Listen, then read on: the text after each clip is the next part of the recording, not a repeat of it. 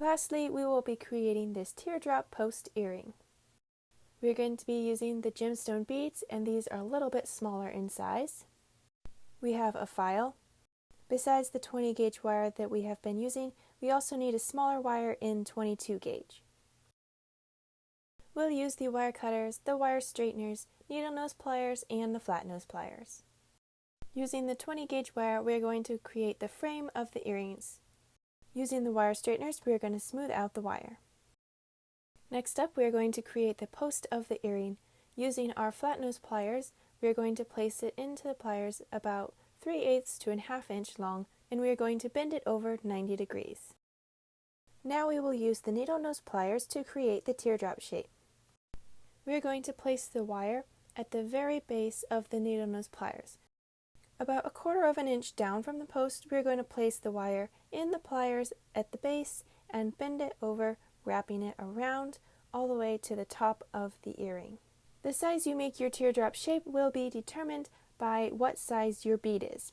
If you need a larger teardrop than the size of your needle nose pliers, you could wrap it around a pencil or some other small round object.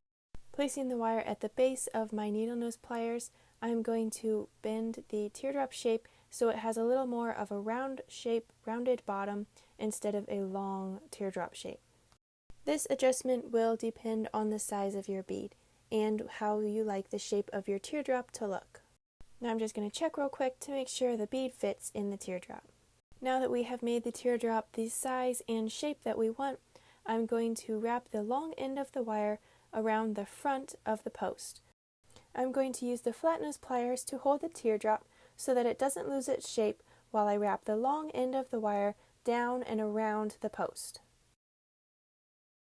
You want to make sure that the wire does not go over the top of the post as you wrap it around, but more to the side and underneath so that it lines up with the teardrop shape, where we can bring it to the front and then use our wire cutters to cut it off flush against the teardrop shape.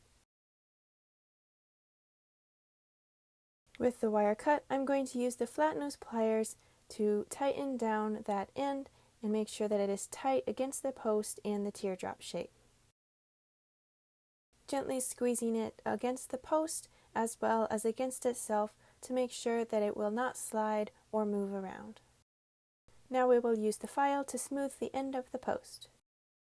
Now that we have created the teardrop shape, we are going to take the 22 gauge wire and begin attaching it onto the teardrop so we can add our bead. First, we are going to smooth out the wire with the wire straighteners.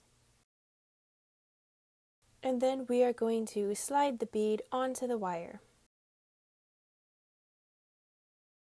To begin wrapping the wire onto our teardrop, we are going to place it up through the center of the teardrop from the bottom to the top. I have about 1 inch of wire sticking out the end, which I will then curve around, and using the flat nose pliers, I will bend it up through the middle of the teardrop to begin wrapping it and securing it onto the teardrop shape.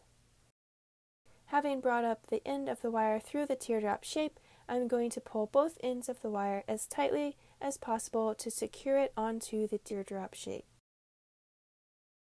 Keeping the wire on the side of the teardrop, continuing to wrap it around about 3 times. Keep tightening the spiral every time you wrap the wire around the teardrop. Now that I have come to the end of the wire, I'm going to bring the long end towards the center of the teardrop shape. And using my thumb, I'm going to press in the center of the teardrop to create a slight bend in the wire. This will help keep the bead centered in the middle of the teardrop. Now I'm going to cut off that short end where we first began wrapping the wire around. With the flat nose pliers, I will now tighten the end of the wire against the teardrop shape and alongside the spiral. And now we can slide the bead up into the center of the teardrop. And now we are going to cut the long end of the wire with our wire cutters, leaving 1 inch of space, which we will then wrap around the teardrop to secure the bead onto the teardrop. I'm going to wrap this end of the wire the same as the first one, which will be towards the bottom of the teardrop shape.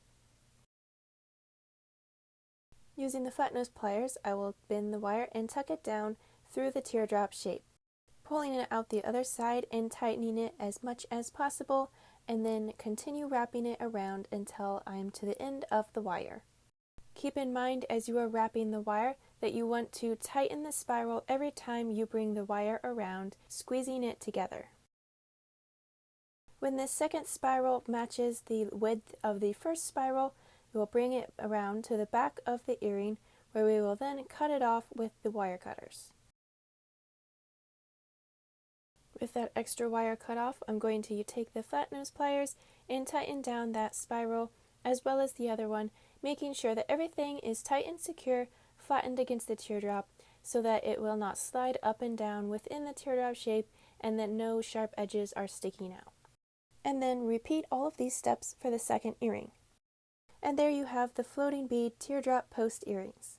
Thanks for watching, and I hope you enjoyed this class.